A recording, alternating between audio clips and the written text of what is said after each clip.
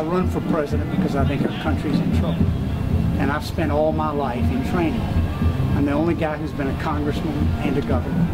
I'm the only guy that's built a bank from zero to almost $1 billion. I'm a businessman, not a lawyer.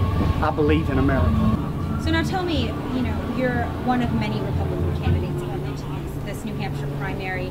Iowa straw poll is next week. There's a lot of people going to the debate. You're not going to the debate. How do you differentiate yourself with a low budget and make a high impact in New Hampshire, where you're competing against people like Bachman and you're competing against Romney and even people like Huntsman, who are lower on the radar, lower in the polls, but they have the cash? Well, that's the issue, isn't it?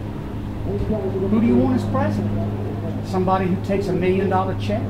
Now, there's been a couple of major news items this week, and I'd like to get your response to those two things. One of them is yesterday the U.S. credit rating was downgraded by Standard & Poor's. Yeah. How do you think this reflects on Barack Obama's administration? Badly. Right, and how does it affect the potential for the next few years of the U.S. economy? Well, it reflects on our last two presidents. This is something that I've long been curious about, is how the Chinese middle class and the U.S. middle class are connected in very many ways, which are both very good and also very disadvantageous their in certain ways. favorite country is America. They'll tell you. They call it the beautiful land. They call themselves the center land. They're in the center of the universe.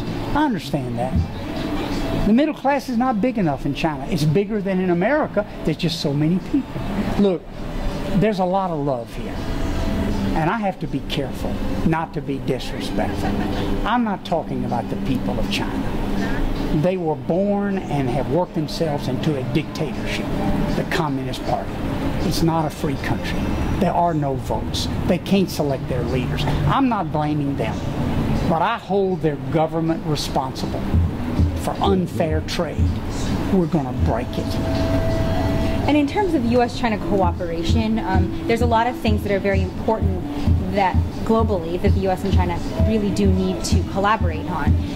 Things like national security and things like the economy overall. The markets are very, very intertwined.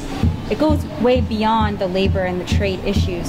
What is your position on things like that? Because if there isn't a partnership, we can see some serious global deterioration. We don't get the trade right, I'm not right with China.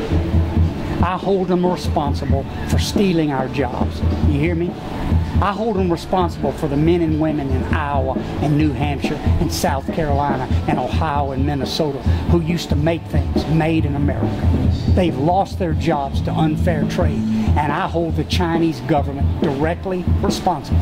And I will do 3 or 4 specific things to get a level playing field. All right?